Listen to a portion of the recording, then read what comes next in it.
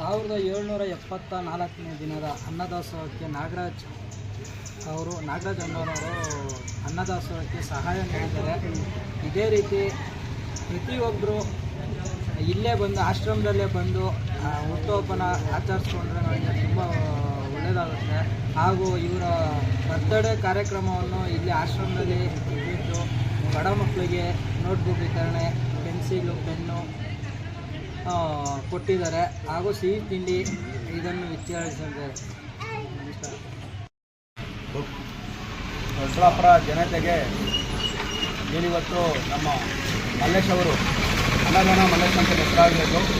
ಅವರು ಹಲವಾರು ಉದ್ಯೋಗಗಳ ಮಾಡೋದ್ರ ಮುಖಾಂತರ ಇಲ್ಲಿ 1174ನೇ ದಿನದ ಅಂಗವಾಗಿ ನಮ್ಮ ಕನ್ನಡ ಜನಸೇನೆ ವತಿಯಿಂದ ನಮ್ಮ ಸ್ನೇಹಿತರಾದಂಥ ನಾಗರಾಜ್ನವರು 42ನೇ ಹುಟ್ಟುಹಬ್ಬ ಅಂಗವಾಗಿ ಸರಳ ರೀತಿಯಲ್ಲಿ ಆಚರಿಸುವ ಮುಖಾಂತರ ಮಕ್ಕಳಿಗೆ ಒಂದು ನೋಟ್ಬುಕ್ಕು, ಪೆನ್ನು ನೀಡುವುದರ ಮುಖಾಂತರ ಮತ್ತು ಹಸಿವಿನಿಂದ ನೊಂದಂಥ ಬಡ ಜನರಿಗೆ ಸಣ್ಣದಾಗಿ ಒಂದು ಅನ್ನ ಸಂತರ್ಪಣೆ ಮಾಡುವ ಮುಖಾಂತರ ಮಲ್ಲೇಶ್ ಅವರ ನೇತೃತ್ವದಲ್ಲಿ ಅನೇಕ ಕಾರ್ಯಕ್ರಮ ಮಾಡ್ಕೊಂಡಿದ್ದಾರೆ.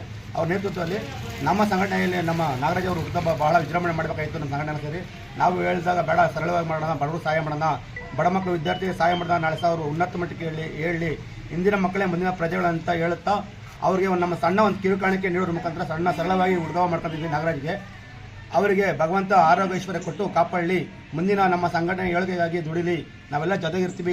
ಕಿರಿಯಾಗಿ ನಮ್ಮ ಸಂಘಟನೆ ಪರವಾಗಿ ಅವರು ನಮ್ಮ ಹೆಂಗಸರಿಗೂ ಮತ್ತು ಅವ್ರಿಗೂ ನಮ್ಮ ತಾಲೂಕು ನಮ್ಮ ಕರ್ನಾಟಕ ಜನಸೇನೆ ವತಿಯಿಂದ ಹೃದಯಪೂರ್ವಕವಾದ ಅಭಿನಂದನೆ ಸಲ್ಲಿಸ್ತಾ ಹಾಗೂ ಈ ಕಾರ್ಯಕ್ರಮವನ್ನು ನೇತೃತ್ವ ಮಲ್ಲೇಶ್ ಅವರು ತಗೊಂಡು ಭಾಳ ಚೆನ್ನಾಗಿ ನಡೆಸ್ಕೊಡ್ತಾರೆ.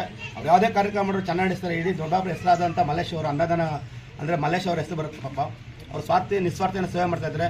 ಅಂಥವ್ರು ಇನ್ನೂ 100, 2,000, 3,000, 5,000 ದಿನಗಳು ಮಾಡಲಿ, ನಮ್ಮ ಸಂಘದ ಸಹಕಾರ ಸಂಪೂರ್ಣ ಬೆಂಬಲ ಇರ್ತೈತೆ. ಅವಾಗ ಯಾವತ್ತು ಇರ್ತೀವಿ ಅಂತ ಹೇಳ್ತಾ ಈ ಒಂದು ಕಾರ್ಯಕ್ರಮವನ್ನು ನಡೆಸಿಕೊಂಡ ಮಲ್ಲೇಶ್ ಅವರ ಹೃದಯಪೂರ್ವಕ ವಂದನೆಗಳು ಮತ್ತು ನಮ್ಮ ನಾಗರಾಜ್ ಮಹಿಳೆ ಅವರ ಹೆಂಗಸರಿಗೆ ನಮ್ಮ ಸಂಘಟನೆ ಹೃದಯಪೂರ್ವಕ ವಂದನೆಗಳು.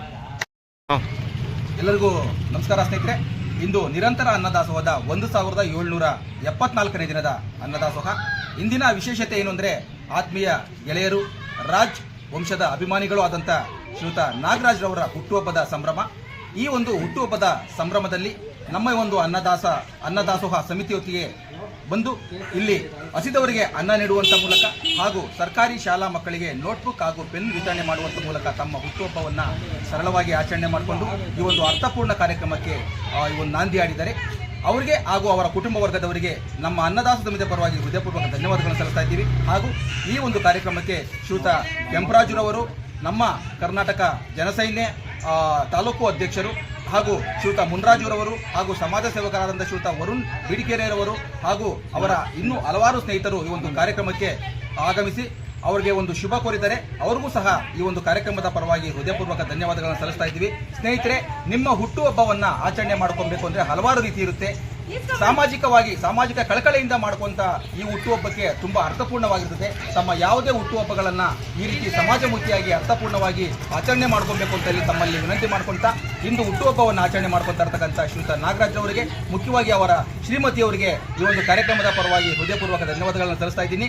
ಇವರಿಗೆ ಹಾಗೂ ಇವರ ಕುಟುಂಬ ವರ್ಗದವರಿಗೆ ದೇವರು ಇನ್ನಷ್ಟು ಆರೋಗ್ಯ ಐಶ್ವರ್ಯವನ್ನು ಕೊಟ್ಟು ಸಮಾಜಮುಖಿ ಕೆಲಸವನ್ನು ಮಾಡುವಂಥ ಶಕ್ತಿ ತುಂಬಲಿ ಅಂತ ಹೇಳ್ಬಿಟ್ಟು ನಮ್ಮ ಅನ್ನದಾಸ ಸಮಿತಿಯ ಪರವಾಗಿ ಹೃದಯಪೂರ್ವಕ ಧನ್ಯವಾದಗಳು.